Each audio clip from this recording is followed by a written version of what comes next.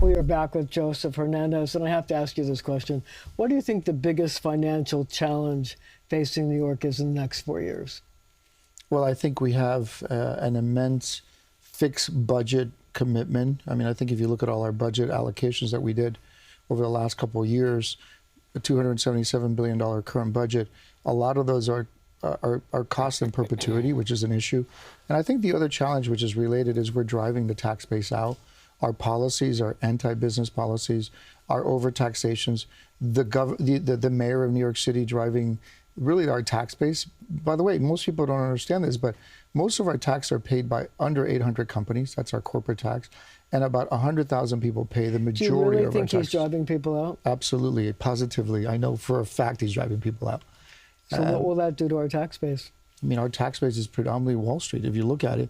And when you drive and you vilify the people that contribute the majority of your taxes, when you challenge the tax base for the city, the majority of our taxes in the city, 50% come from real estate.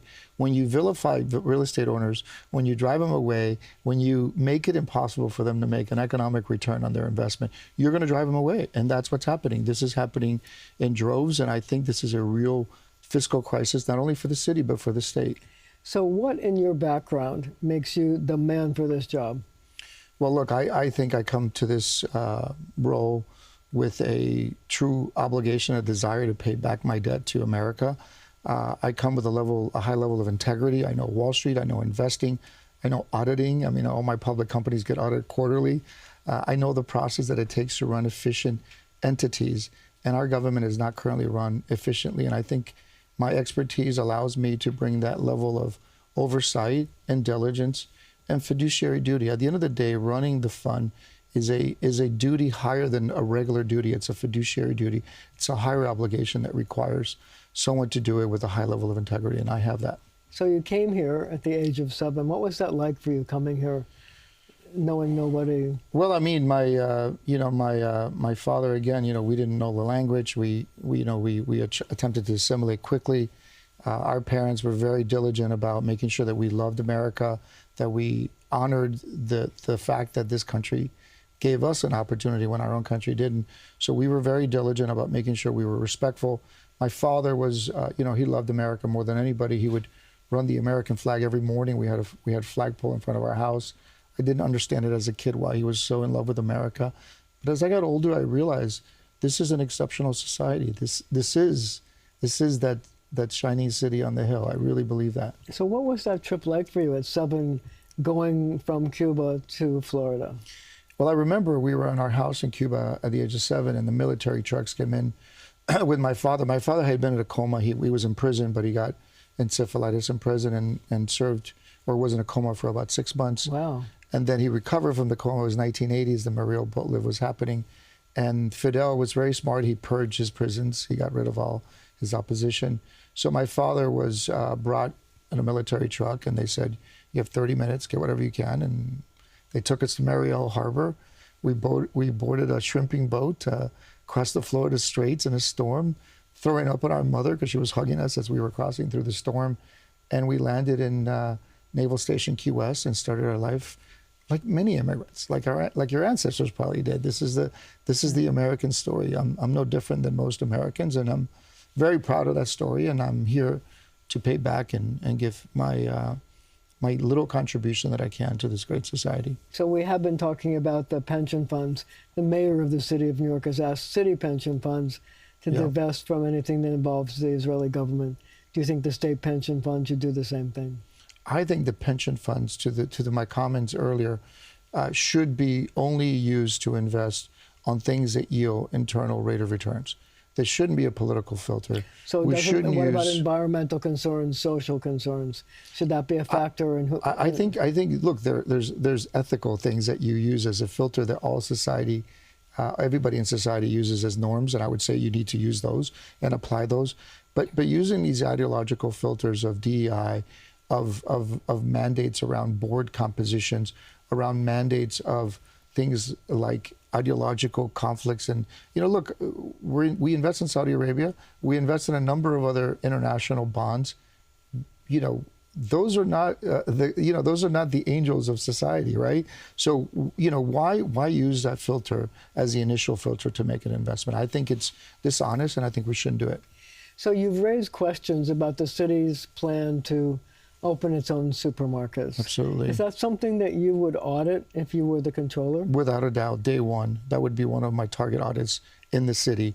I think it's anti-American, it's anti-capitalism, it's anti-free markets. It is anti what New York and New York City is. This is the capitalistic city of the world. We're competing with bodegas. These are the people that feed our communities. These are hardworking immigrants. Most of them are Hispanic immigrants that come here. They save money. They work extra hours to own a bodega. They make super thin margins. I mean, these stores only make about 3% margins. It's a very, very thin margin business. And now the government's competing in an efficient format. I mean, my calculations suggest that a 30% reduction, each store loses about $1.5 million Wow. a year. So you have 5 of those, that's $8 million of taxes in perpetuity that the city has to pay. And ultimately the residents of the state have to pay. I think it's unfair. It's anti-American. It's a socialist ideology. And I would argue it only harms our great society. But yet the mayor has taken pains at his press conferences to say that he's not going to compete with the bodegas because he's not going to sell beer, cigarettes, lottery tickets, and things like that, so that the bodegas will have things that they can sell that the city-run supermarkets will not. When you reduce any revenues in a bodega, and my calculations suggest he's going to put about 20 bodegas out of business just with his plan. When you calculate the margins, the distributed margins of a bodega are pretty identifiable. It turns out most bodegas are used as your general grocery store for neighborhoods because that's the only place neighbors have to go access their groceries.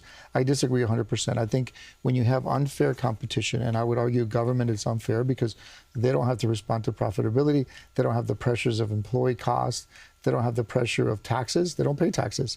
So I think it's an unfair competition.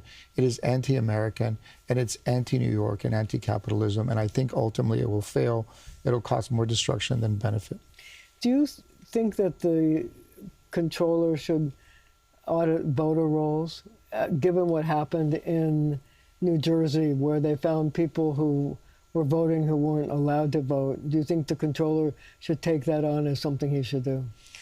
I think the controller has certainly some oversight over the processes and the expenditures of how voting is done. I think the election boards, that's their primary responsibility to really ensure that there's integrity in the system.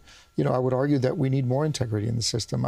I find it ironic that the mayor of New York City requires ID to shovel snow and to buy eggs at the government-run grocery store, but yet does not want ID in voting, which is the most sacred process in a democracy.